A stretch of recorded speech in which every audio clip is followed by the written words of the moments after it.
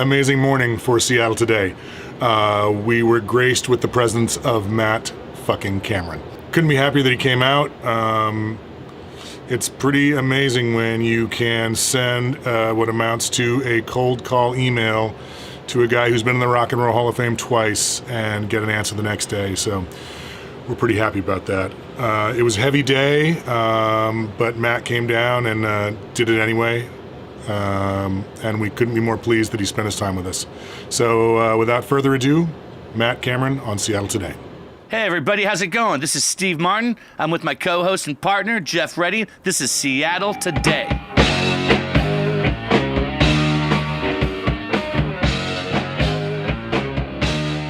Ladies and gentlemen, Mr. Matt Cameron. Hello, hello. Thanks for being here. Thanks for having me. Thanks for the invite. You're welcome. It's the first cold call, Instagram cold call I've ever done. Fuck it. Might as well try. What's he gonna say? Yeah. Stop bothering me. Put him on the block list. Jeff was like, hey, maybe I'm thinking about it, and I'm like, do it.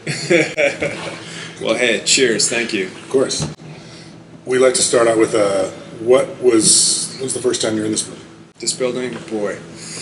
Let me see here. Well, I remember my first gig here. Oh no, I saw. Did U2? No, U2 played the Paramount. I moved up here in '83, and I saw the U2 Boy tour, I think it was. And then I saw. God, what did I see? Well, I guess I don't remember the first show that I was in attendance for, but I remember playing here with Soundgarden, and we opened for Love and Rockets, and I think it was '86.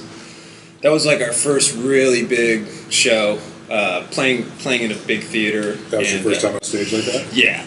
Yours also? Yeah, pretty much, yeah. How was that? It was fucking awesome. Yeah. It was awesome. You were opening for Love and Rockets? Love and Rockets. So did you guys were they blown away after you guys They were just like, ew. I guess we liked it. But we had a song on our first EP called Entering, and the drum beat is kind of like, it sounds like Bela Lugosi's Dead, you know? So we opened with that song, and so the crowd was fully gothed out, like Bauhaus aficionados from, the front row to the back. And so they thought we were playing Bela Lugosi's Dead, and then we went into our song Entering, and they're just like, That's not the one. next. That's sweet. Get to the goth. Tough crowd. Crowd. It's all good, but I actually don't remember if I came here before I played here.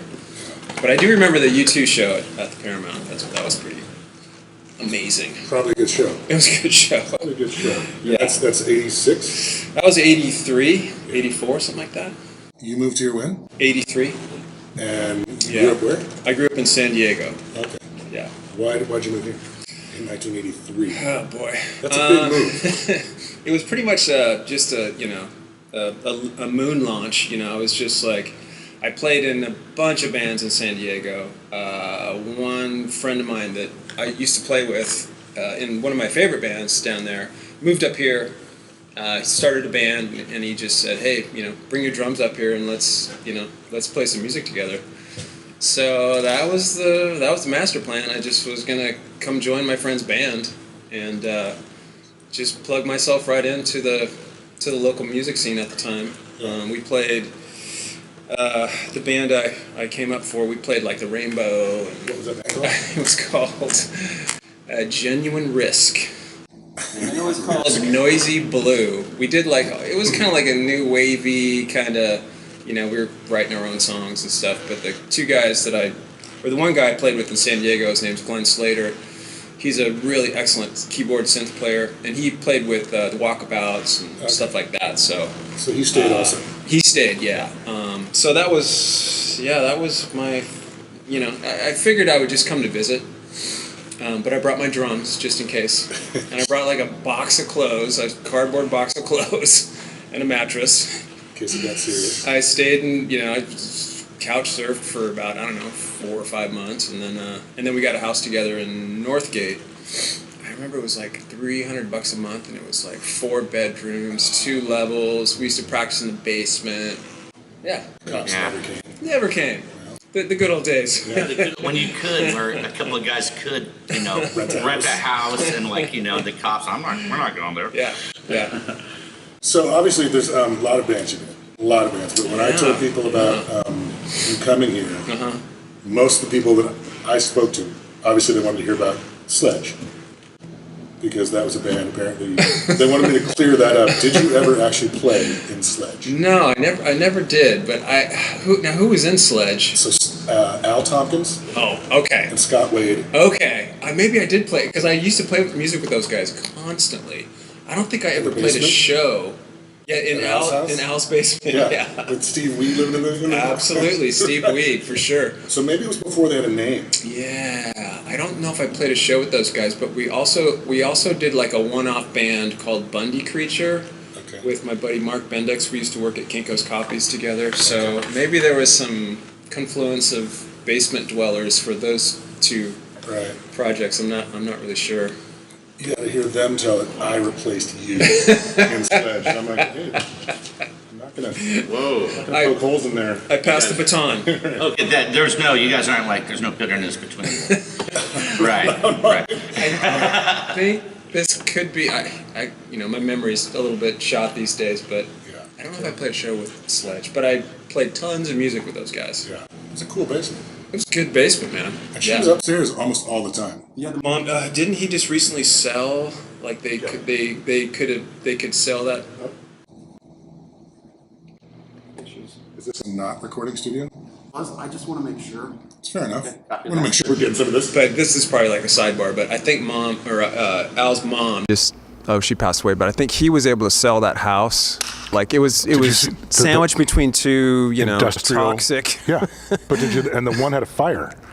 Right. The one next to it had a fire, and and it bled shitty stuff all over his house, and he had to take. Nobody could live there, so he didn't get to sell it for. What? We're not recording. I just started. We're just recording now.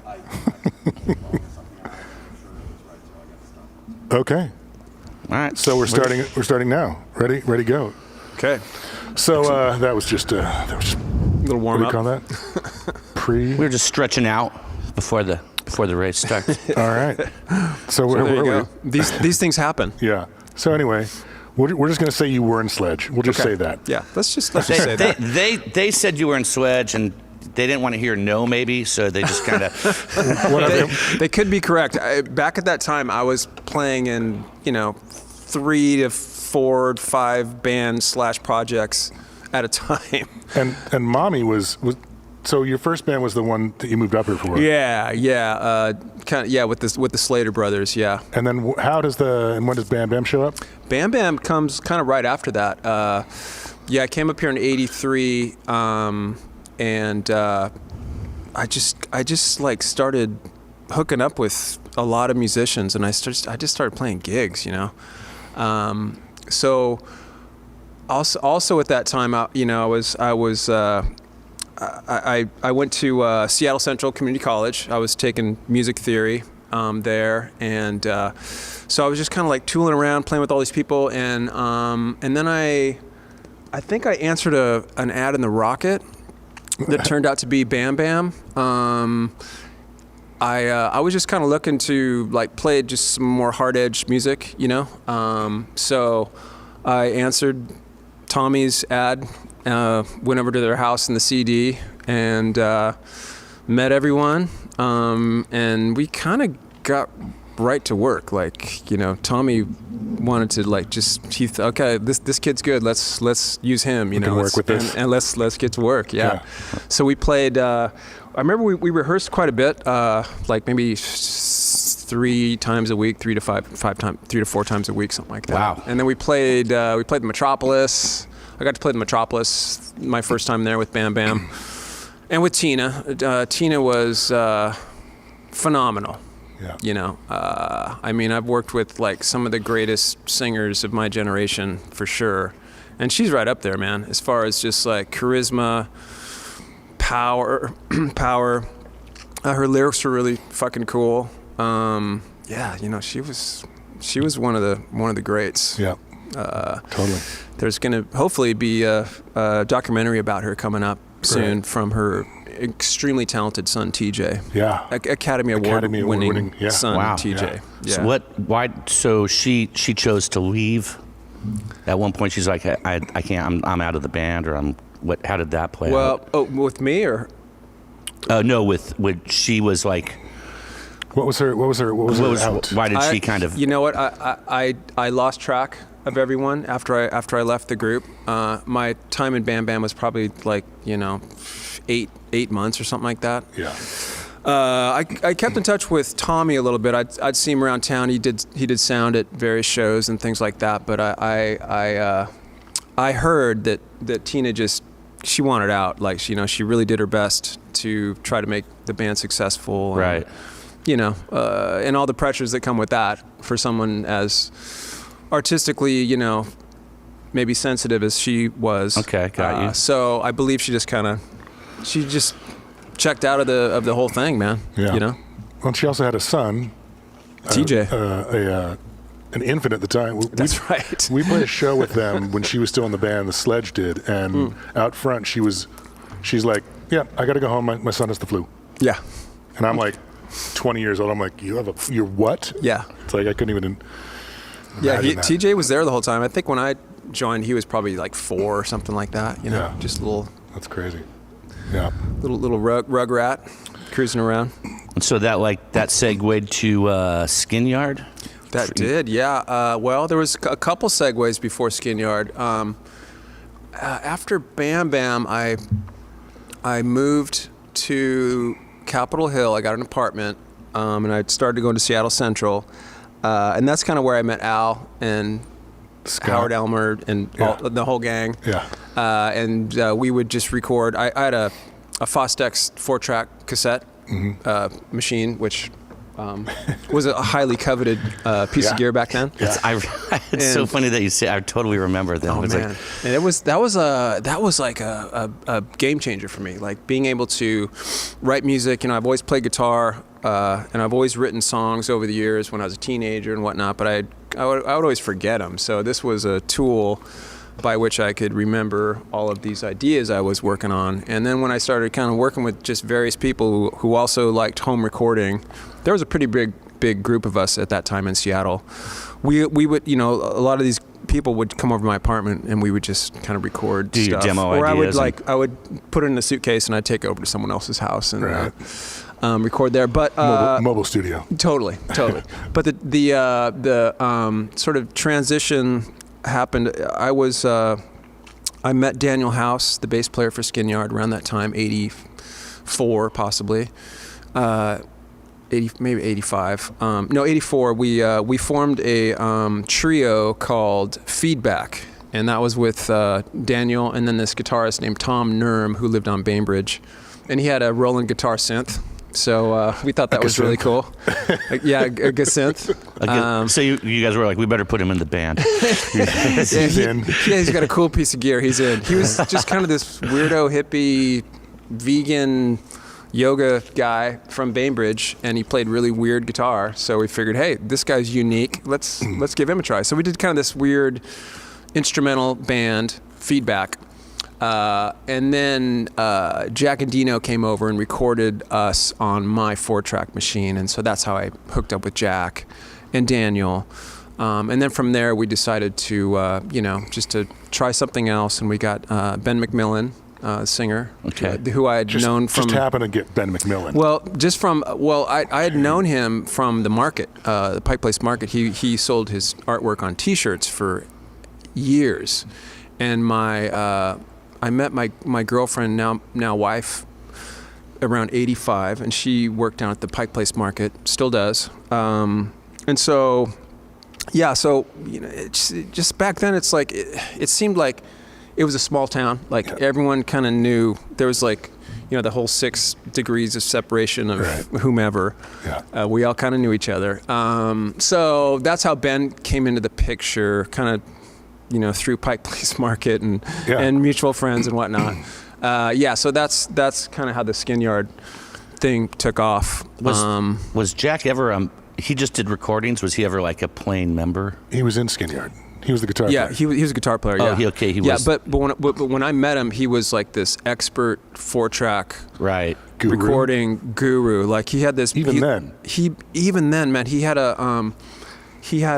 lived with this guy in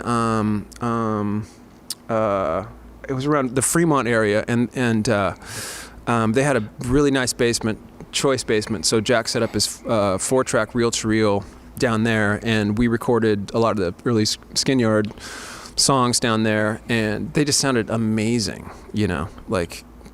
4 tracks, and just he had it from the get-go for sure. And so was you, Ben, Daniel, and Jack, was that the original inception of Skin Yard? Yeah. So that's how it started. That's how it started. Yeah. Okay. Yeah. And from there, like some of our first gigs, like we did the, my first studio experience was, real studio experience was doing the Deep Six album with those guys at Ironwood, which is now Avast, I guess. So that led to a lot of really cool opportunities for me just to play more gigs and to meet more people, and it was great, man. It was just so fucking homespun, and just we were just making it up as we went along, pretty much. Story of my life. So did you have any inkling of a career? No. Right? And that's what's so amazing about it. I loved playing music. I loved playing my drums. I felt like I was getting better at it, that was the goal for me. It's like, when I came up here, it's like I had a lot of experience when I came up here compared to a lot of the guys I was working with, in all honesty. By the time I came up here, I probably played in different bands / projects. And then when I came up here, I just instantly plugged into that whole kind of system again. I was able to get gigs Because you could play. all over the place. Yeah. And so that was a turn on for me. It's like I was almost able to pay rent playing gigs. Wow. Right. Wow. Which was unheard of. But that meant I had to play in a wedding band, and I had to I had to do stuff other than playing these really cool original rock bands. Did you do cover bands? I did in San Diego. Oh, okay. Yeah, for sure. Could pay your rent down there. Not really, but I was able to just get a lot of experience playing shows with various across the board musical situations. Were you doing wedding gigs? Up here I was. Up here? That's what I meant. Up here you were. Yeah. You did some. And this is cover bands, and you're doing some wedding gigs. Yeah, for sure. Sweet, and you're like. Are you doing a Bob Seger song? And you're like, oh, okay, well, Pretty paying much. the rent. Pretty much, yeah. It's like, It was kind of like this jazz quartet that would also play Dire Maker by Led Zeppelin, or we would do just some various other stuff. We probably did a Bob Seger song, whatever the crowd. It's always a wedding hit. You always hear the Bob Seger at the weddings. It's like, Do you think that's a positive for your playing? Like having played. What I think for me really helped was just I played as many gigs as I could. I didn't say no, pretty much. I got as much experience as I could. Right. And that's just kind of how I operated. Yeah. I think some guys probably would have been a little more discerning, but it didn't hurt. It worked out okay. I figured out that there was some groups that I didn't really gel with, personally. There was just some chemistry thing that was off, so I kind of figured out how to navigate that whole world of playing in bands, which, as we all know, is the most important. It's a lot of it. It's a lot of it. it's hard, and chemistry totally matters. Sometimes maybe a little more than talent. It's everything you're describing reminds me of when I met Jeff. I met Jeff, and I was like, oh my God, and I get to jam with this guy, but Jeff was in endless projects. Right. And I would call him and I'd be like, hey, can you jam in 3 days? And he's like, oh, I'm playing a show with such and such. Right. And I'd be like, okay, got it. Yeah. Yeah, I wasn't always really good about scheduling stuff and telling the other guys I couldn't make stuff, so there was definitely some miscommunication on my part. Like guys sitting around waiting. Yeah. Oh, and there's no cell phones, so they're just No gonna cell wait. phones. Yeah. I'll write him a postcard or something, but yeah. Sweet. Wish you were here. It's like, So one of the gigs that Steve and I first went to when we met was the their Nirvana show at the OK Hotel. Oh, nice. For the first, while Alice in Chains was across the street Yeah. filming the thing. And you were there. Did you see me there? I saw you there. I was there. You were standing behind the little backstage. Because at the time, backstage, like, Okay, it the wouldn't story, have mattered. Do you want to hear that story? Yes. My buddy Mike Slater, one of my best friends in the world, he'd always like drive me to gigs. Like, you know, I had a truck and everything, and I could drive myself, but he always wanted to come to gigs with me. So we heard about this OK Hotel show with Nirvana, with Dave. You know, like I think one of his second or third show here in Seattle with Nirvana. Maybe it was his first show here with Nirvana. I don't know. Maybe. But anyways, so we went to the alleyway, you know, behind the OK, and knocked on the door, and Chris was there, so he let us in. And so we got to watch the whole set from the side there. And there was one point where Kurt, I didn't really know him that well, but we were definitely familiar and acquaintances and stuff, but he broke his guitar string and he handed me the guitar and he's like, change my guitar string. and so there was a lunchbox, like a Scooby-Doo lunchbox with just some like wrapped up strings. I don't know what string I was supposed to change, but so I started to change his string. It's like, okay, I don't know what string goes on which thing here. And then somebody came in and kind of like finished the job for me, but I luckily, yeah, calmer minds. Yeah. But it's cool. Like he just gave me the guitar, changed my string. Gladly, sir. What else can I do? My pleasure. A latte, perhaps? My pleasure. Right. It was an honor. Oh my God. Had you seen Nirvana pre-Dave? Oh yeah. For Okay, sure. so For sure. And did you know Dave? No, I mean I just met him through Nirvana. Chris introduced me when they played the Off Ramp. Like that was the first, or maybe it was the first or second. I don't know. Yeah. First or second time I saw them with Dave. Yeah. So I wasn't really aware of his pre-Nirvana stuff, but you know, Buzz has a great part in all of that as well. You know, he recommended Dave. That was his work? To Kurt, yeah. So Buzz plays a huge role in all of our careers. Yeah. What role did he play in yours? Oh, just kind of support and just, like we hung out. We loved the Melvins. Absolutely loved them. We didn't play too many shows with them, but when we did, it was always just fucking awesome. And they're just great dudes, man. I was at that Nirvana show, and I remember one other really good memory is like I was watching Dave play, and I was just amazed at his fucking power, just like how fucking like tight he was, and the tempos were spot on. But he had this fucking like disgusting like water pitcher, like a plastic water pitcher that was just like right next to his left foot, and it was just like there's all this like drumstick sawdust in it, and like the container was like really dirty, and he had these like disgusting hiking socks, like wool hiking socks, and he think he had like Converse on. It was like that's the worst combination for drumming shoes I've ever seen in my life. But he would just like fucking pound, and he'd like drink this disgusting sawdust water, and I was just like, whoa, he would. Oh, That's he was East Coast punk rock. He Right was there. drinking. these guys are bros, man. He was drinking the. Okay. Yeah, I mean, that's all there was, Right. So it's like, So that was a memorable moment. But they were always like great. They were always like great guys. At the Vogue, there used to be local music Wednesdays or Tuesdays, I think it was. So I remember seeing those guys at a Tuesday Vogue show with Chad and everything, and Kim and I were there, and Kurt came up and introduced himself and everything because we heard Love Buzz and we fucking loved it. So so we hooked up with those guys Right. early on for sure. Yeah. I think there's a photo of Kurt with a Soundgarden sticker on his guitar. Perfect. He loved. I heard that he really loved Screaming Life. Yeah. He really loved our first album, so that's cool.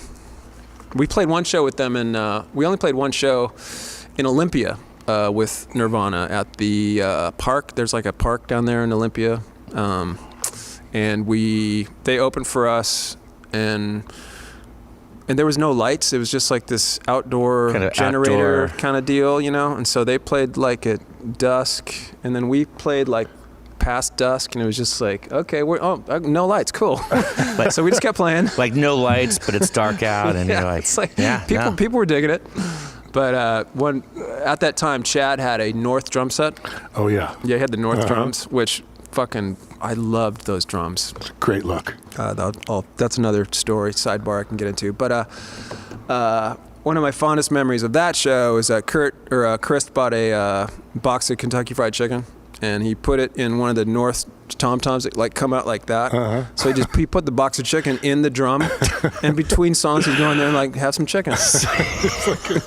Brought catering right on stage. I need some protein. Finish this set off. Yeah. I wonder if Chad enjoyed that part. I don't think he really knew about it. He was just kind of Can't even see it from where he is. I mean, whatever happened to North? Why do you think that didn't catch on? I don't know. Well, they sounded kind of, plasticky. It wasn't a good sounding drum. Yeah. But it looked amazing. It was a great look. Fuck. Yeah. Well, the first rock concert I ever went to was David Bowie Station to Station tour, 76, I think it was, in San Diego. And the drummer, who's one of my favorites of all time, Dennis Davis, had a North drum set. He did. So, and it was like, there was a white one and a black one. White one, it's like they're multicolored. And so that was my first experience, like seeing a big, huge rock band like that. And I was a huge Bowie fan growing up. But I thought like, whoa, do like all like rock concert drummers use Different those colored. drums? Oh, okay. It's like, is that the drum set you use for a rock concert? It's That's just the like, ticket? my mind was just like, so many questions. Had you ever seen a North drum set before? No. I'd never seen a rock concert before. Right. Yeah. So it was the mind-blowing. The music store that used to be up at Lake Forest Park, you know where Lake Forest Park is? Yeah. So there used to be Canela Keys there. Oh, okay. The first one. Or there was one in Edmonds. There was one in downtown Edmonds. I do and there remember. was one I in remember Lake Forest both. Park. Yes. Yeah. Yes. And the drum room in Canela Keys, they had a drum room in the back, and they had a North drum set. Oh, And that's the really? first time I ever saw one. Cool. And then Chad, I don't know if he bought that one, but Chad went to Woodway High School. No way. Yeah. Wow. He and his twin sister. Oh my gosh. Yeah. Small world. It's all about Woodway and Edmonds. I know, right? Yeah. But yeah, cool looking drums. Amazing. And I can hear them on Station to Station, the album. I can kind of hear those tones, like on the song Station to Station when he comes in and everything. But yeah, I don't think they didn't really translate. Can you tell on Bleach? Yeah, for sure. You can tell. I can. Yes, Okay. the tom rolls. Yeah, it has kind of that plasticky kind of sound. So that was a North Kid on the Bleach album? Yeah. Yeah. Yeah, for I never sure. I don't think sure. I've ever heard one Yeah. other than like sitting behind there and when you're like 11. Yeah. Oh, Yeah. that's cool. I'll have to listen to it again now. Yeah. That was a really interesting Jack and Dino experience recording Bleach. He told us about all that, and he kind of used those same techniques for a lot of records, recording drums. One thing he used to do is use 57s for overheads, just because that's all he had. So it's just one of those things where like we used what we had, and he was able to kind of EQ everything and make it sound fucking huge. In that little room. Yeah. 8 Yes. tracks. So that was Otari. was that the basement that he had set up, or No, this was at Reciprocal. that was a reciprocal, that little triangular building? Yeah. So I was working for a band in the 90s, and Jack did a lot of recording for them at Reciprocal. Okay. And I remember he actually let me sit next to him in the booth, and I looked up, and you see Soundgarden, tapes. Nirvana. You see, it was this Yeah. upper, and then like literally there were inputs in that little funky bathroom in the back corner. So if you wanted to isolate Yeah. so it's just like when you were saying all that, I'm like, whoa, reoccurring memory. Yeah. Yeah, it was a pretty janky studio back then, but they had an 8-track machine, so And the room was great. the room was good. Everything worked. It was just kind of tiny and Sure. sort of homemade and stuff, but yeah, the early Sub Pop records still sound good to this day. They hold up for sure. They hold up. It's like the Screaming Trees guys. Soundgarden we opened for Screaming Trees in Ellensburg which eventually led to our SST deal. Right. Because they were signed by SST from one of the shows they did in Ellensburg. So so we went out there and got a record deal. It's so strange that the Screaming Trees were around for so long. Like they had like 3 or 4 records before. They were huge. It's crazy. Yeah. They were an amazing band. Yeah. Amazing They live were. They band. wrote a lot of really cool songs. Amazing songs, Yeah, man. they were pretty Gary Lee cool. Conner is one of the great songwriters. And Lanigan's one of the fucking most original, unique voices out there. He still is, man. I love how he's still searching for, The perfect. that thing, man. Yeah. Yeah. Yeah. He's doing better. He had some health issues very recently. Yeah. And thank Yeah, God yeah. he's doing. Yeah, He's doing good. Yeah. Yeah. But so now, like with Soundgarden, I think a lot of people just assume, and don't take this personally, that like the writing process is not a group effort. I don't, like, what is the writing process? What was the writing process? Well, it was, when I first joined the band, they had 20 songs or something. Like they had a lot Already? of songs. Yeah. Oh, because who did you replace? I replaced Scott Sundquist. Right. And before that, Chris was a drummer. He was a drummer and singer. Right. Okay. Yeah, so they had they recorded this cassette called the first 13 or something like that, like the first 13 songs they all wrote together as a trio.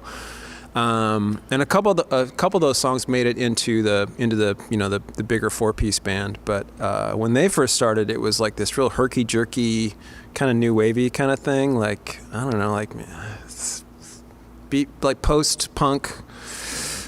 Like really, Pixies-ish? I kind of always Like on heard, purpose? I just think it was like where they were at as musicians, and Right. they were still kind of developing their songwriting style and everything. So it was completely different than what you picture or what you envision Soundgarden being. Right. Right. When you current- say new wavy, I'm like, yeah, it was cool. It was real kind of herky jerky, and Chris's vocals weren't really kind of like, he wasn't really like like fully centered yet. He didn't have his fucking power core Right. going. And this is while he was playing the drums? Yeah, Okay. Yeah, and I'm having which to- is hard. right. And I'm trying to visualize, Chris Cornell playing drums Yeah. and singing. He was, It's he was like- a good drummer, he's a man. good drummer? Really good drummer. Okay. Yeah. Some of his demos that he did, where he played all the instruments, are amazing.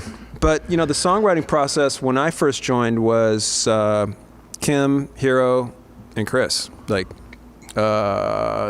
most of the first album was all music written by Kim, Hero. I think Chris wrote "Hand of God." That was his first kind of music lyrics song. But then from there, like he just fucking took off, man. Yeah. He just fully developed his style and his songwriting style.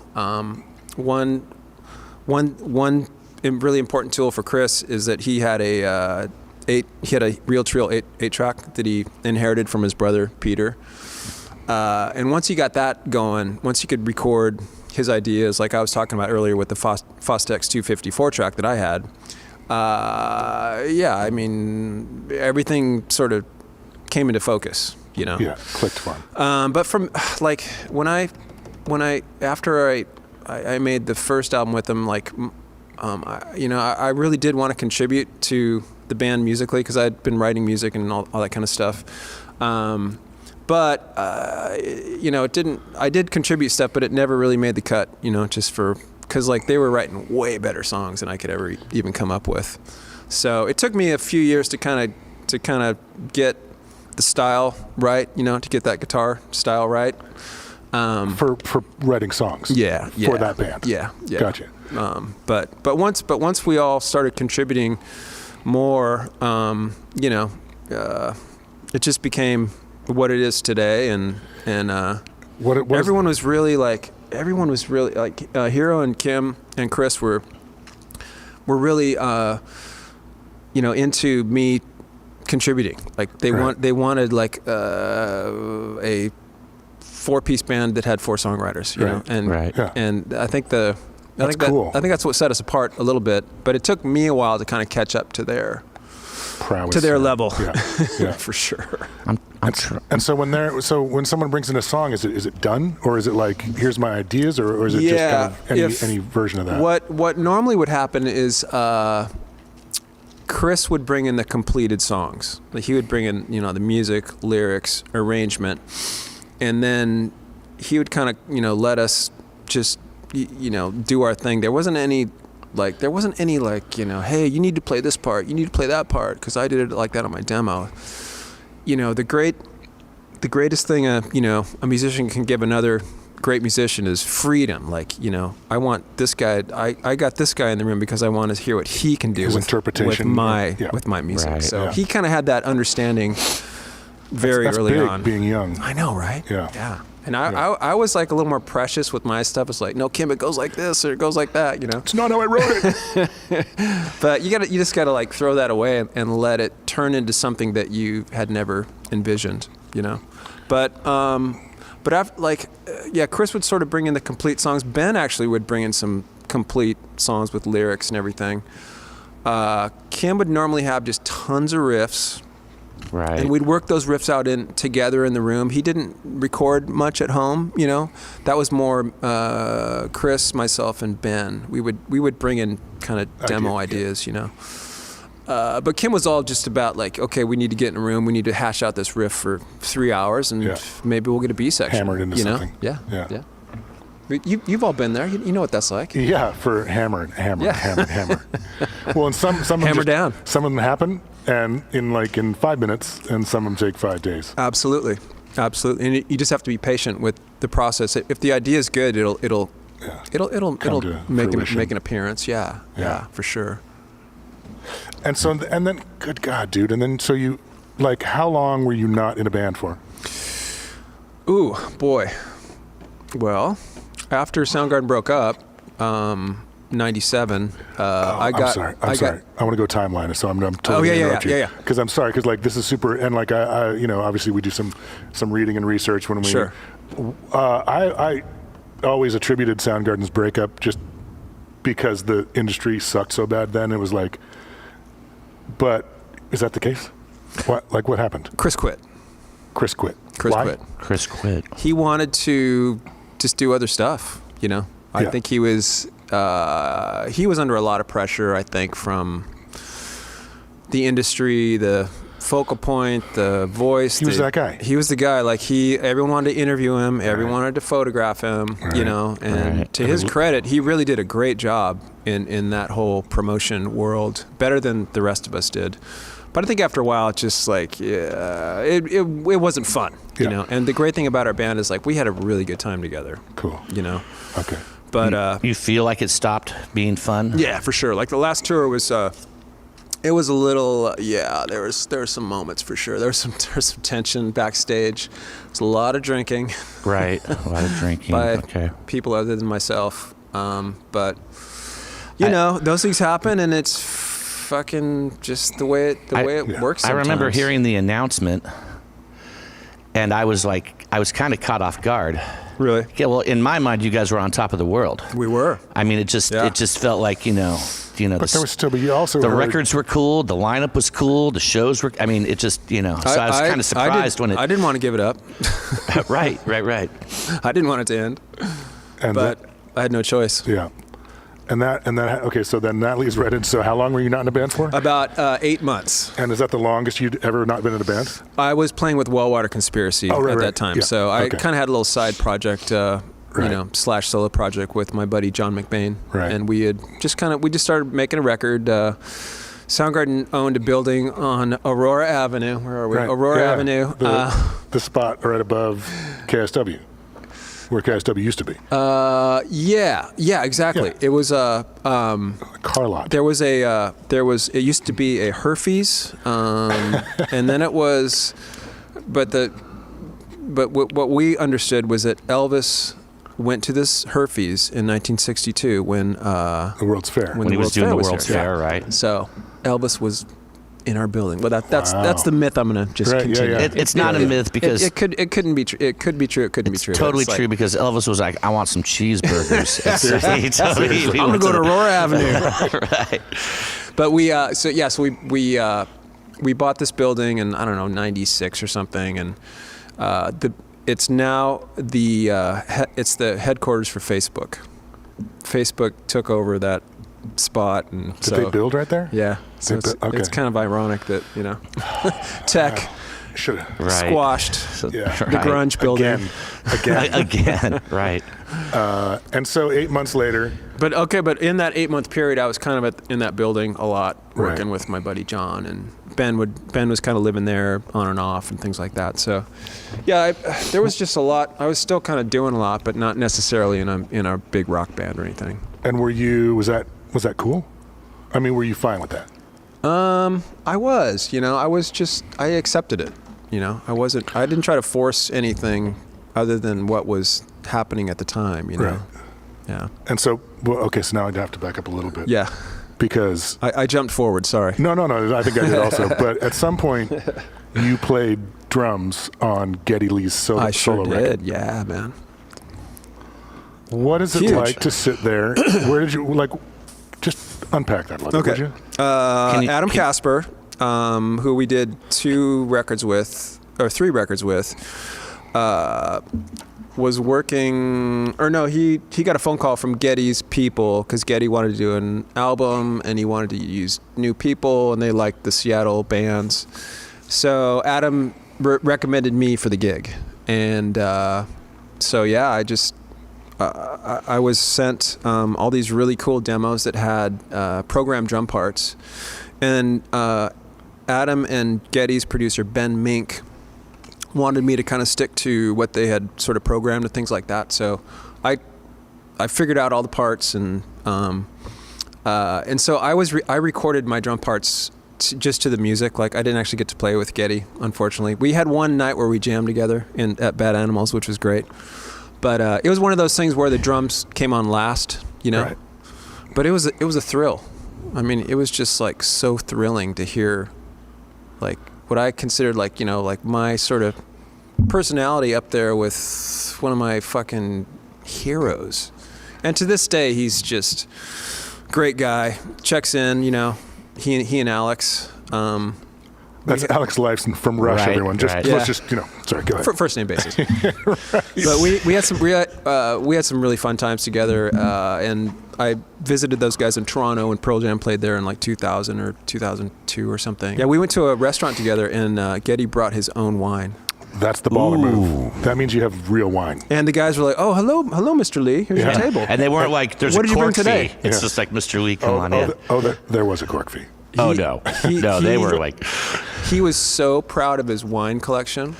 Geddy was? And he was on the cover of a wine aficionado magazine, And I was asking him about what bass did you play on? Da da da da. He's like, check out my wine. Check out my wine. Dude, it's a And 3 liter. check out my baseball. He's a huge baseball fan. Right. And another connection we had was Randy Johnson, who was a friend of Soundgarden for a long time. Yeah. There's all these like interesting, connections with sports people and musicians and like some actors and things like that. It's cool to find out when people have a similar kind of interest or something I've done is influence like this fucking person I worshipped as a kid. It's just like wow, just comes full circle.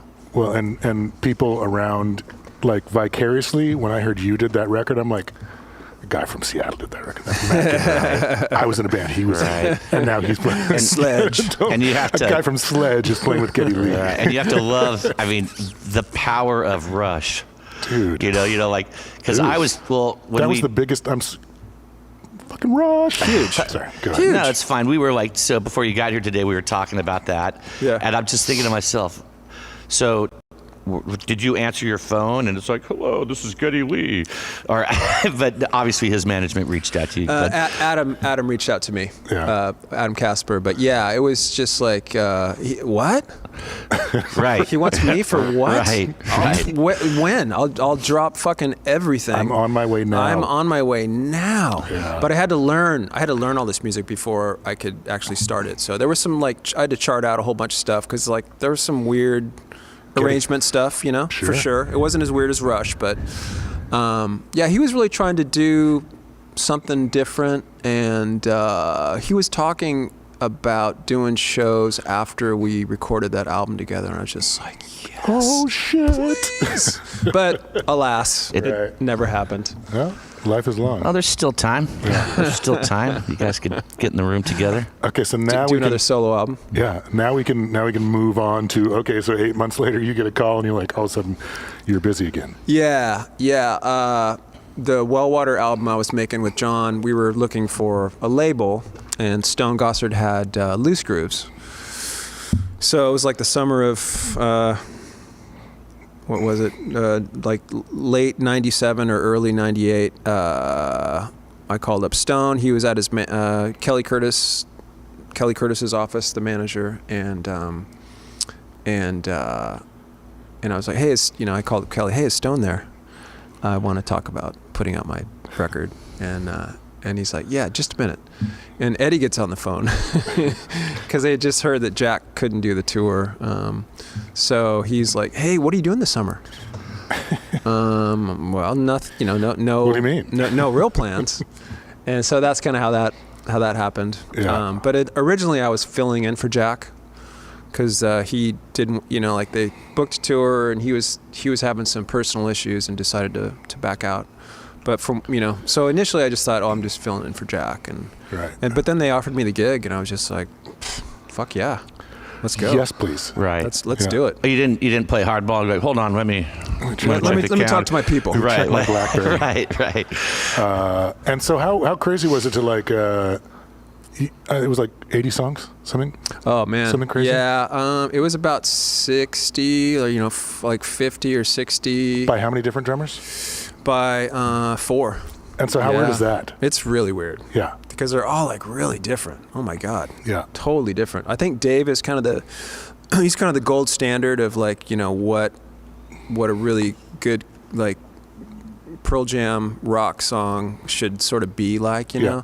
Yeah. So it definitely took me a while to kind of fit everyone's style into kind of what I was bringing to the table, Right. but they were really patient with me, and eventually it all kind of settled in, but it wasn't an easy transition for me at all, It couldn't have been. It wouldn't have been for just because it anybody. was just like, the songs are all kind of like, they're not really tricky, but it's just stylistically and sort of like emotively, you have to hit these moments with Eddie for the stuff to work live. Right. I mean, it's really got to be like I got that with Chris as well. It's like Chris never like said, okay, I need you to fucking like hit me in this part of the song or that part of the song, but I instinctively know when I should do that. You have to be feeling that. And Eddie's the same way. Yeah. It's like Eddie needs like this fucking impact or this dynamic thing to happen, for his performance to be everything it can be. Yeah. So to shine or come out. So it was cool to kind of work with another, just go right into a band with another fucking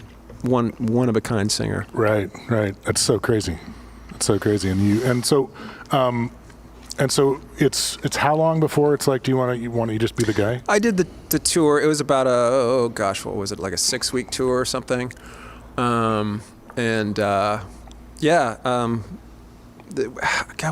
We played a show in Florida somewhere, and we all, I don't know if we had a day off or after the show or whatever, but we all went down to the beach. We're sitting on this beach.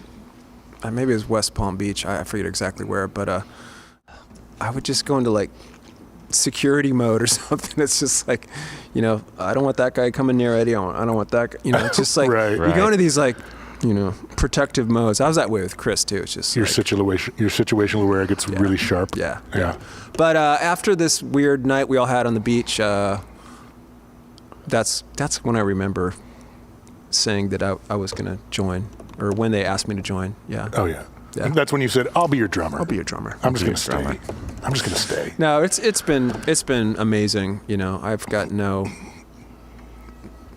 complaints at all. No, You know. I wouldn't hear them Yeah. if you did. Yeah.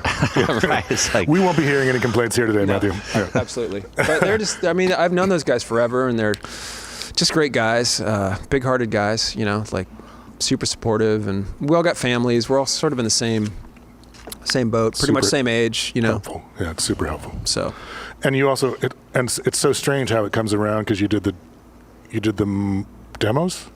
I did. You did yeah. the demos. I did the demos, yeah. We had just done Temple the Dog, and no, before Temple the Dog. Sorry about that. Stone and Jeff were working on some demos because, you know, Mother Love Bone ended, unfortunately, tragically. And so Stone just wrote a bunch of songs. Like, he had a bunch of songs. He was inspired to just keep going, and called me, and so we just recorded a bunch of instrumentals, and that's what Eddie eventually heard and sang to. Where'd you record those? At Reciprocal. You did? Yeah. Oh, that's awesome. Yeah. Oh, that's appropriate. And so how does it, like, so you go into you do a whole touring cycle for Yield. I do. I was at your first show at Mo Oh, nice. because that started out as Nice. as an acoustic show with Deja and Sean Smith. Okay. That Pearl Jam was like, you were about to leave for tour, is Yeah. that right? Yeah, And you yeah. hadn't played yet. That's right. So you're like, I'd like to. How did that go? Yeah, it was good. I mean, we rehearsed a whole bunch. No, I mean, how did it go? Like, oh, I should probably play a show before we hit the road. I don't know if that was my idea. I think it was kind of the band's idea, you know? Right. So I was good to just kind of start, you know? Right. But it's always good to do a little warm up show. Yeah. I don't know if I made that decision, but Yeah. I know it was at Mo. It was at Mo. yeah. Okay. Wow. Yeah. All right. Yeah. And it was a secret show, but of course, by the time you guys went on, the place was packed. That's how it works. That's how it works. What do you want me to That's say? how it works. Yeah. That was Wow. I do remember that. but I was standing like right in the front because like I was there before, and so I just stood there the whole time. I was like, Jesus, wow. How was it? Was it a good show? Do you remember it being good? I do remember it being good. I remember. I've seen a little tiny bit of footage from it that like kind of brings me back a little bit. Okay. It was a little overwhelming because I think I saw Drop in the Park. That was that was the only other time I saw the band play. Okay. And so it was That like was a good show. And it was like, you know, Mo, the stage is like only a little bit taller than, and Ed standing right in front of me. Yeah. And so that was a little, it's like, wow, okay. And the band is There like, he is. There's that guy. But also the band is like, that's the, you know, like, Yeah. they're contemporaries, but these people are in the Rock and Roll Hall of Fame. They're kind in of 30 years. iconic. Yeah. Yeah. Right. And so they were that band then. Right. And so Right. staring at them like this close is like, these are really good. It would have had to been really, really off-putting for me to think anything else. So it wasn't that. Well, that's good. Yeah. And you do a whole tour cycle of Yield? I do. Yeah. But like I said, I had to learn like, you know, a whole bunch of other songs. And so that was pretty, I mean, I remember like there was a time restraint as to when the tour was going to start. Like when they asked me and when I agreed, like this tour was booked. And I think it was like either I think it was like almost a month or something like that. For me to kind of learn everything and go into rehearsals and whatnot. So it was a little bit high pressure, but you know, they made it really kind of easy for me. And another cool aspect that was for me was that Eric Johnson, the old tour manager from Soundgarden, was the Pearl Jam tour manager. So I kind of felt like I had an ally in there and someone from someone I'd fucking spent years with in a van. So so that was good. And then, you know, Eddie was just total sweetheart, still is. You know, he was just so welcoming. I mean, they all were, but he really wanted to make sure that I was good, and I was good. Yeah. And you were you. So like, I mean, all their drummers have been great. Yeah, for sure. But, you are the most, I don't know if it's, socially, but like, as far as I'm concerned, like the most rock. And I don't mean rock and roll, the most solid. That's what they tell me. Yeah. Because I think they had some issues, like, that's a band that's had drummer issues. I think a lot of bands have various position issues. Soundgarden had a kind of bass player issue. And each drum, like we were talking about, each drummer had a real specific style, and so I think that they were trying to, get something that was more like fun and reliable, So those things happen. Yep. And when you end up starting to write together, how does that creative process differ from the other ginormous band? Yeah. Well, I think I joined such an established thing, right? And they were so fucking successful when I got there. I didn't want to like really rock the boat too much, because like they had a really solid sort of creative, partnership, chemistry thing going. But I would feed some demos and things like that, and every once in a while, one or two would stick, but they were stylistically a little bit different than what they kind of naturally write together. So it took a couple albums, I think, for them to kind of warm up to what I was doing. But like I said, I didn't want to come in there guns a-blazing and say, hey man, you got to do this kind of song and you got to do that. It's like that'd be stupid. Yeah. So yeah. I just tried to play my role as best I could and just help those guys kind of reach their vision. Yeah. Is it the same thing where like a guy brings a song, is it the same thing that's a finished cassette and let's work on this, or is it a finished cassette and everybody gets to take their pass at it? Or there was never Eddie definitely has sort of finished ideas that he would bring in a demo form, but they're always like pretty rough, like the guitar ideas and the drum ideas are not really completely fleshed out, so he always needs like like a fine-tuned version from Stone and a fine-tuned version from myself or Jeff and Mike. Whereas like Chris would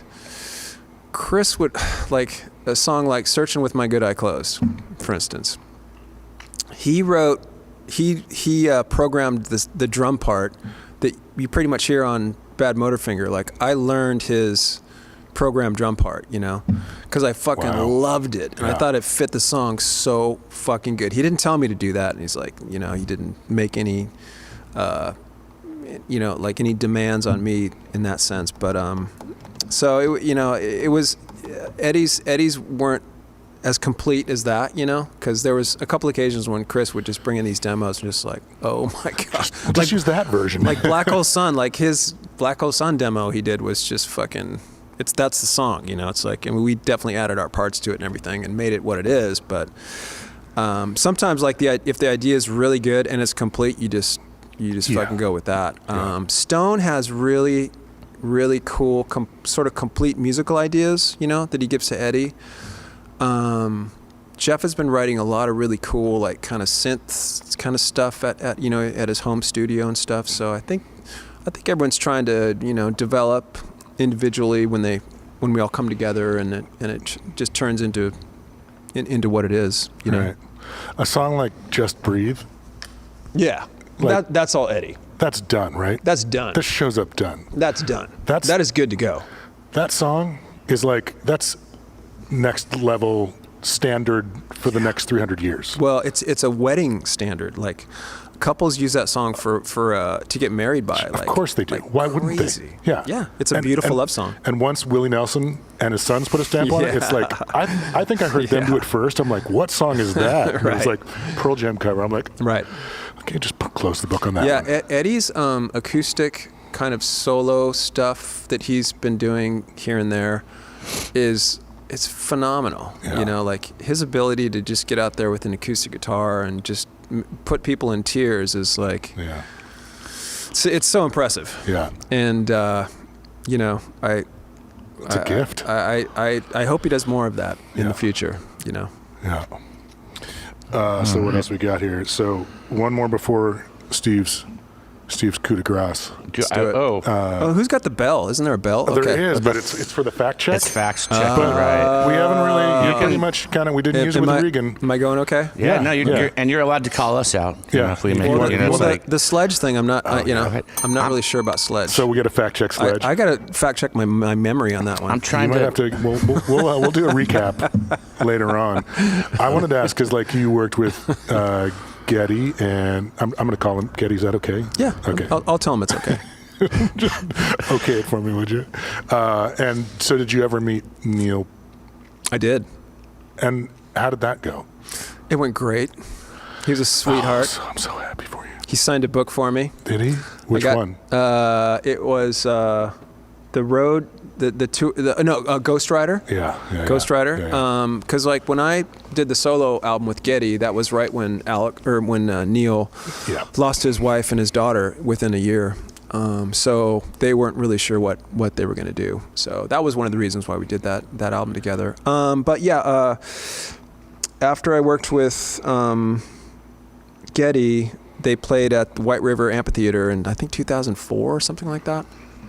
And so I went down there. I kind of met backstage. I got backstage passes and all that fun stuff. And so Neil's security guy showed me his bus and his trailer full of motorcycles because I'm a motorcycle guy as well. Yeah.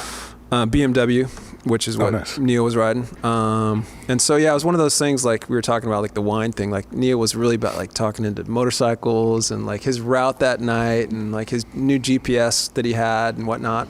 But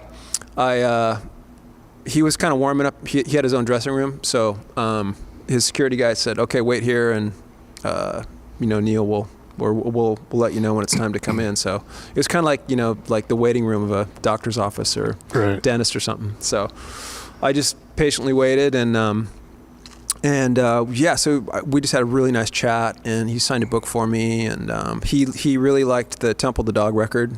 Oh, nice. That I did, and so yeah, he was fucking sweetheart. Totally That's awesome. supportive, man. Yeah. Awesome. Yeah. Oh, that's good. He was one of a kind. That's great because apparently that's not always the case. With Neil? Yeah, well, he just doesn't like to do that, I guess. Yeah. Well, he's not like, he's kind of like a little bit stoic like myself, like not necessarily like go out of his way to be social, but once you crack the ice, man, he's a fucking sweetheart. But That's so awesome. Maybe he's like that with his fellow drummers, I don't know. Right, yeah. Right, Yeah. yes, the drumming community. That's right. Yeah, nice. But he would just split right after the show and he would run to his bus, and then they would drive like 100 miles or 200 miles, and then he would get on the get bike. out the bikes, man. Oh, and So that's a lot of work. Yeah. I mean, I can't imagine. He would ride that night? He would ride that night. Right. Oh, that's crazy. It's crazy, And I was thinking about like, there were shows where he would ride like, 7 or 8 hours before the show to get to the show. And it's just like, when I ride for that long, it's like, my day's done. It's like, I'm done. You're not going to go rock. I'm not going to go rock for 3 Right. hours. Yeah. I mean, well, if you're riding that long, it probably takes the whole body. Totally. And so like you it's get just really like your shoulders get tense, and you get you get throttle pump, and it's just like, Yeah. That's crazy talk. so. That is. I was just like, It's a machine. I wish I could have told him maybe you need to slow down a little bit, buddy. But Yeah. you can't tell Neil that. No, apparently. Uh-uh. All right, nice. But yeah, that was a moment for sure. That was a moment. That's Big moment. yeah. Another fun one was when I got to work with Tony Iommi. I did his solo album. Actually Ben and I did that. It was around the same time, around 2000, 2001, So that was another occasion where I got to work with one of my fucking heroes. And where'd you guys do that? L.A. Yeah. at A&M. Okay. And Does he call? Do you get I a call think from his management called. Yeah. And they called my Kelly Curtis at the time, and so he just wanted to get all these different players to play like different song on his solo album, and it was fucking rad. I think it came out really good too. Did Lita Ford help? I don't know if she was there. Right, probably not.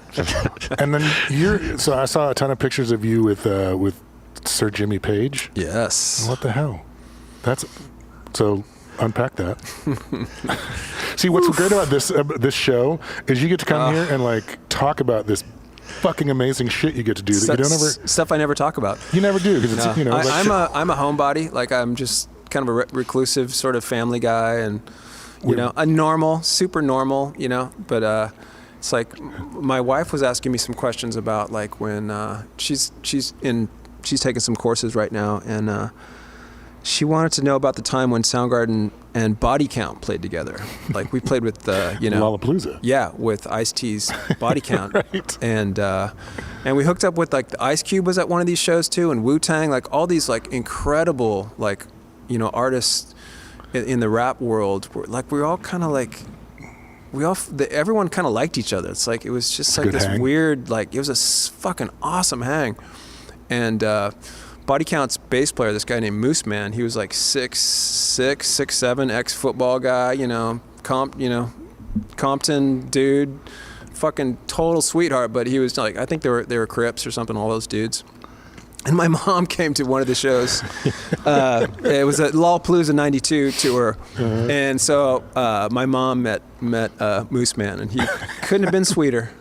He was just like, "Oh, come here, Mom." You know, it's just like That's so great. it's just like all these really cool things you think would never happen. You know. And your wife's asking Fully. about that? Well, she wanted to know like just kind of the cultural, you know, elements of that whole meeting of the minds and kind of how it fits in with, you know, just kind of race relations and how sometimes art can just erase all that stuff and people can just sort of be on the same page. It was, yeah, but yeah, so that was another little sidebar. Yeah. But yeah, the Jimmy thing came together with Ross Halfin. He's a photographer, and he's been a big Soundgarden fan for a long time. When we played, after we reunited, we played Hyde Park in 2012, and Jimmy wanted to see us. So Ross brought him out, and we met him, and fucking couldn't have been nicer. And I tried not to, you know, we've Gush. been gush. I mean, I had the opportunity to, you know, like we've been to lunch together in London, and we've talked on the phone a couple times. Just sitting like this at a cafe? Yeah. Does he have security or anything? No. But I at the time I was on a Pearl Jam tour, and we brought our guy Jesse with us, who's a security guy, and he's just another example of one of my heroes who's also a fellow musician. Like he likes talking shop, man, you know. And when I asked about the record Presence, which I was listening to at the time, which is one of my favorite Zepp albums, you know, he was more than happy to just talk shop. Go in. You know? Yeah. I had some real specific questions, and he was more than happy to answer them. And he's able to like go to a coffee shop and sit down and not be like, you know, people are like, oh my God, Led Zeppelin. It's London, the Mayfair district, so it's kind of, there's like tons of people around, and I don't know. We went to a bookstore, and it's just like, nobody really noticed him. Just gave him respect. Okay.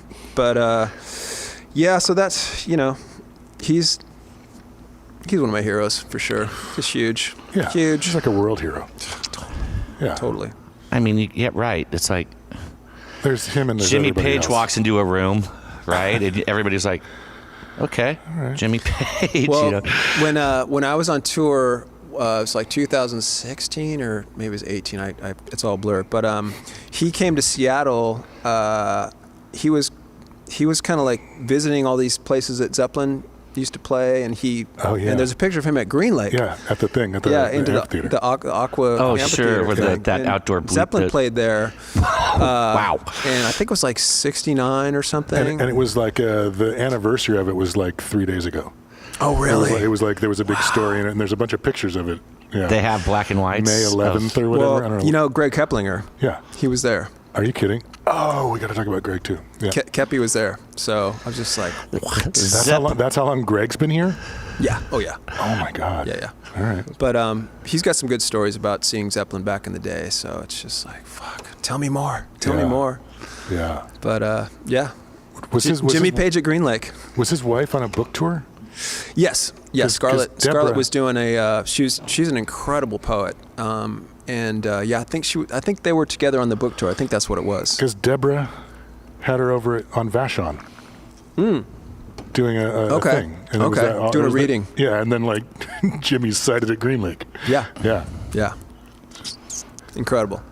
Just a guy rolling around Green Lake. He's and he actually came out to a Pearl Jam show in London in 2018. He saw us play, but he went to he went to 2 Soundgarden shows when we played at Hyde Park and stayed for the whole show. Like I had my wife and my mother-in-law there, and he met everyone, my brother and sister, and all the crew guys wanted to take a photo with Jimmy, and he was really gracious and we were really in awe. Yeah. Right. Yeah. Right. He didn't play. He did not. He did not. No. But you did. I love the Driven to Tears that you guys did with Sting. Yeah. That was fun. That's a great song. That's a great song. Yeah. Yeah. I loved The Police growing up. Loved Stuart Copeland. So my God. Right. Yeah. That came about day of the show, like they always do. Right. And Eddie just decided to invite Sting up for that song, and was Sting there? Like, was it pre-advanced he was going to be there? It was kind of like the day of the show, I think, or day before the show. Like we learned about it, or maybe it was the day before. It's like, okay, you guys got to get there early to work out Driven to Tears and sound check and all that kind of stuff. So yeah, but it was he crushed it. We did it. It was no problem. Yeah. And it was a really great experience because he's fucking one of a kind for sure. Yeah. And now he's got Josh Freese playing with him. Does he? Yeah.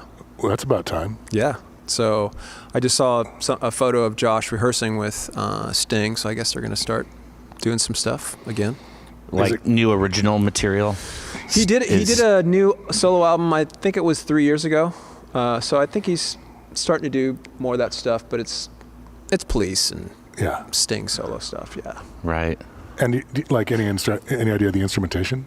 2 guitars, bass drums, keyboards, I think. Yeah. All the boxes checked. Kind of simple. Yeah. Yeah. That's awesome.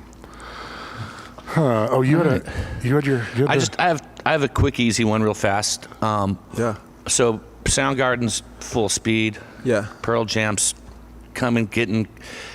How did you guys make time for the Temple of the Dog project? It's pretty popular. A lot of people are like, they have that record that could be a potential desert island album. Yeah. So I'm just kind of curious how the 2 crazy schedules were able to like. Yeah. Well, the news of Andy's passing, we heard about that when we were on tour, and after we got back from it was a U.S. tour. I think it was like a 6-week tour or something. It hit Chris super hard.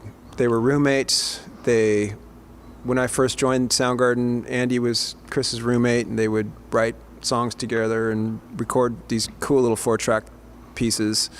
So I think one way Chris was processing that was to write music. He wrote Say Hello to Heaven and Reach Down kind of soon after we got back from that tour, and I think it must have been 89, 90. It sent him to Jeff because he wanted to reach out to Jeff and Stone just to, make sure everyone's cool. And from there, Jeff and Stone wanted to, they wanted to pursue some kind of music project. And it wasn't really like necessarily going to be about anything other than just trying to process what had happened, So I had heard the demos that Chris did, and he invited, he wanted me to work on more music and things like that. But it came together pretty quick. I mean, I think it was I remember rehearsing with those guys like 5 times or something, right. 4 or 5 times. 4 or 5 times. Before you recorded? And then we just went and we just recorded it really fast. So it didn't really take that much time, in all honesty. Okay. And I think we got versions of these songs like right as we were learning them, or we just sort of learned them. So it's that really kind of cool moment in music where, you feel like you're at your most sort of creative, but you're also on the knife's edge of like fucking everything up. Right. And so if you can kind of ride that, sometimes the results can be fucking killer. It was killer. And that, or, yeah, that or it record's is. a It's perfect still example of killer. that. Right. It's Thanks, just like, man. Yeah, it's aged well. It's like there was talk about, we should remix it. We should do this and that. It's like, Fuck no, that. don't do anything no, to it. it's not broken. No. So, right. And I have sort of issues with some of the mixes and like some of the things sonically, but it's like, I just had to get past my own sort of like issues about that and just let it live as it is, because it's Right. it's As it was created. It's still as it was created. Right. And yeah, but the spirit of that thing was done really, really quick. That Hunger Strike record, or Hunger Strike song, Yeah. is the same to me as Just Breathe. Where it's Yeah. like, the Yeah. first time you've heard it, you've heard it before. Yeah. It's so classic. It's such a... Yeah. That's probably one of my favorite songs from the whole slew of Seattle songs Cool. like that. It's just... Cool. Yeah.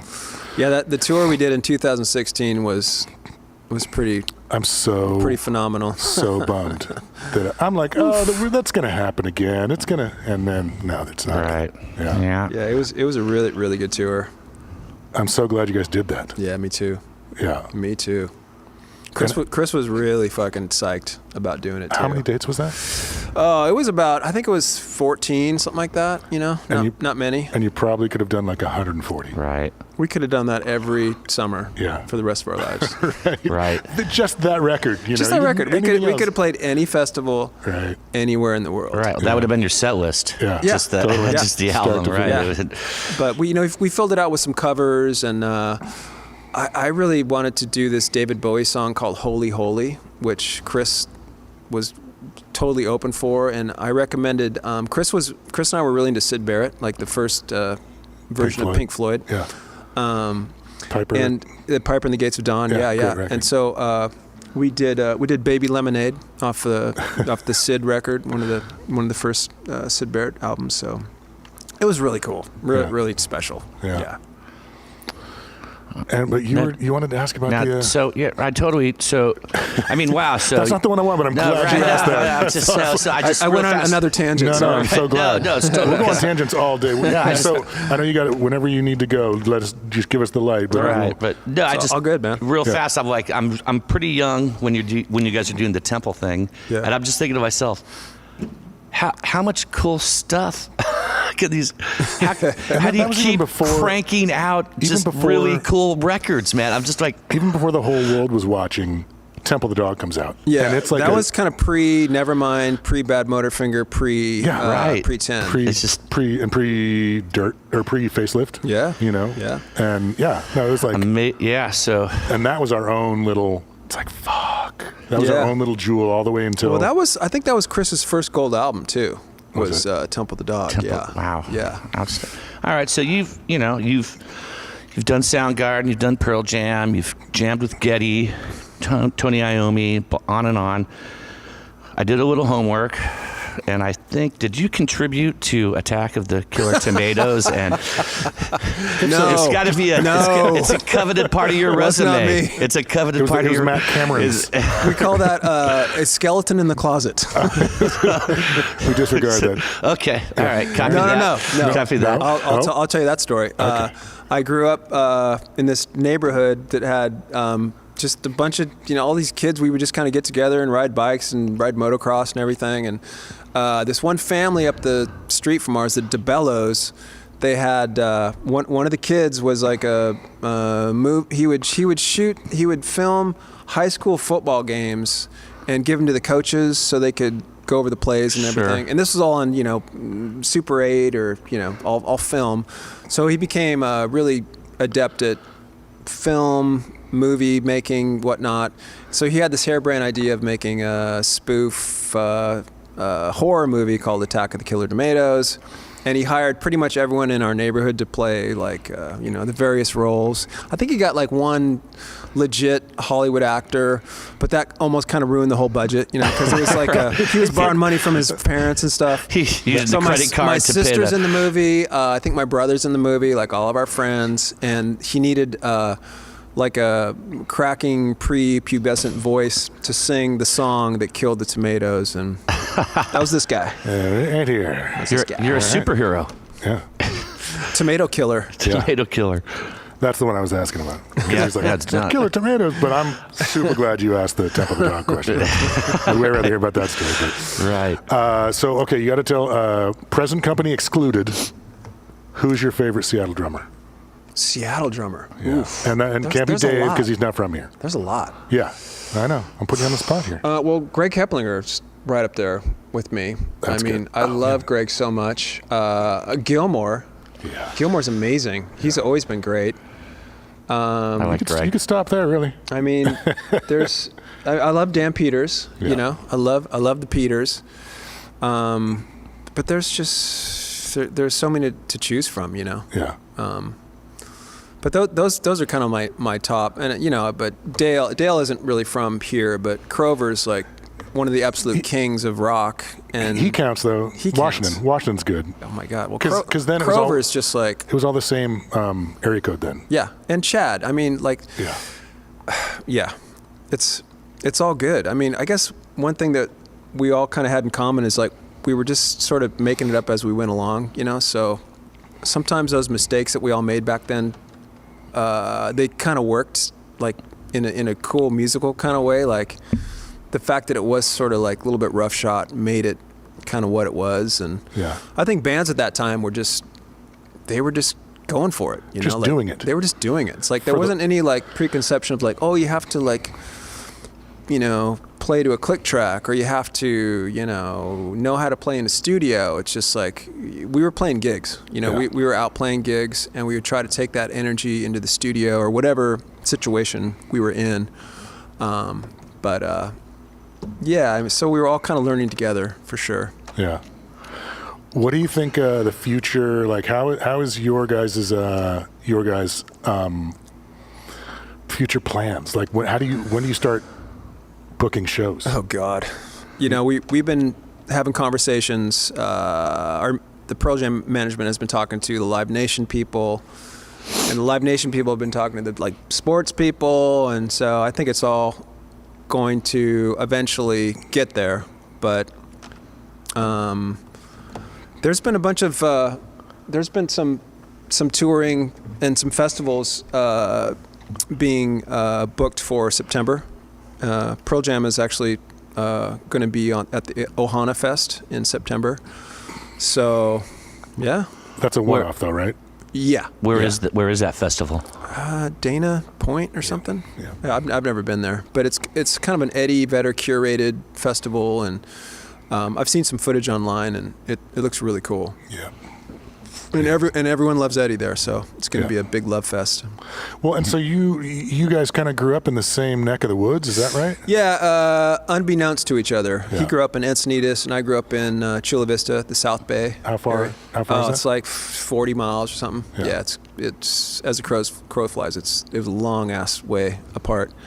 But I kind of grew up in more like just kind of like the desert of San Diego. Like there was pretty much nothing around where I grew up, which was awesome because we had like mini bikes and motocross and yeah. So Instead of surfboards. well, we did go to the beach, but it was a long haul to go to was the a beach. trek. for It, sure, it was a for long sure. haul to get to the beach. It was a long Yeah, haul. because when you say San Diego, you You're at think the beach. you think coast and water and It's beautiful and huge. San sunny. Diego is and, huge. Right. I thought that You know?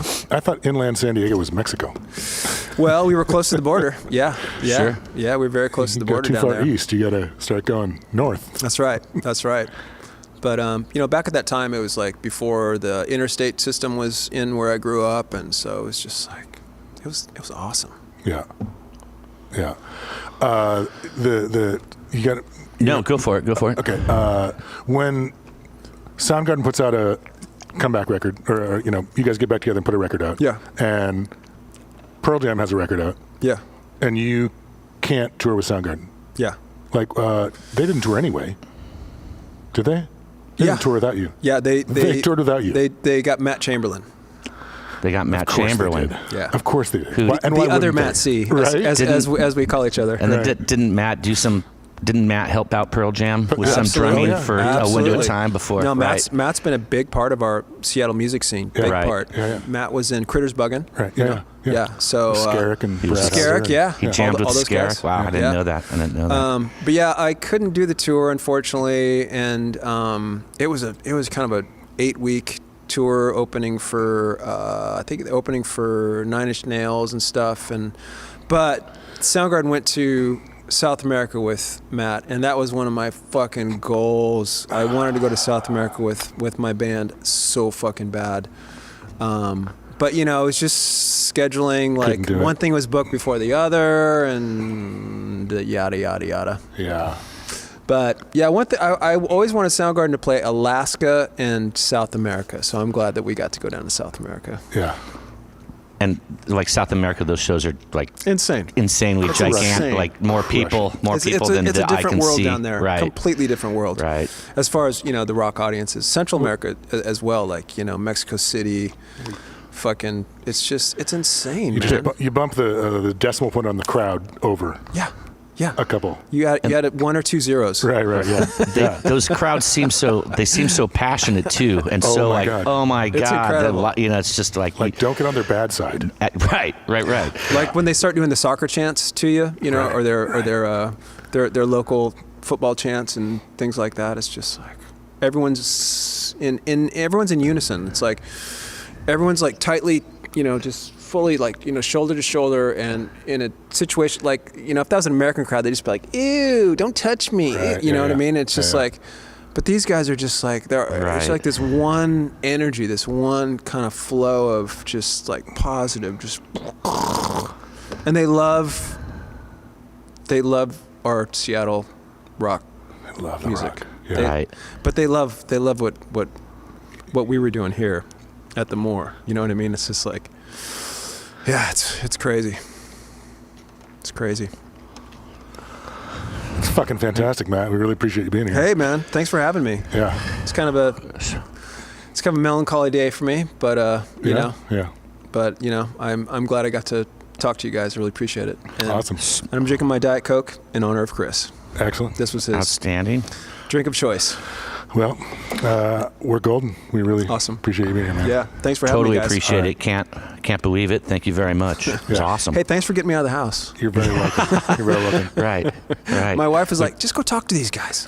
Just go talk to them. All right. You tell her good we said on her. thanks. Good on Yeah. her. Good Yeah. on her. Good job. Okay, guys. Awesome. All right, cool. Thanks, Man, man. thanks a lot, man. Cheers. Woo! Is today? Yeah. Well, today was the last show, and then tomorrow's kind of the day. So I'm wearing my crew hoodie and Diet Coke. Yeah. I'm really So I was just like, that was another reason. I was just like, God, do I want to? And it's just like, April was like, yeah, you want to. And I'm really glad I did. I'm glad you did So too. thanks. I really appreciate that, guys. Yeah. Well, cool. So what's next? I mean, us? it's a really cool program. Thank you. I watched the Duff one and I watched the Greg one, Yeah. and it's like, good Right, on you, those are man. Yeah. Like comfortably cool. two of our It's a better cool ones. perspective of like guys that have been here for a long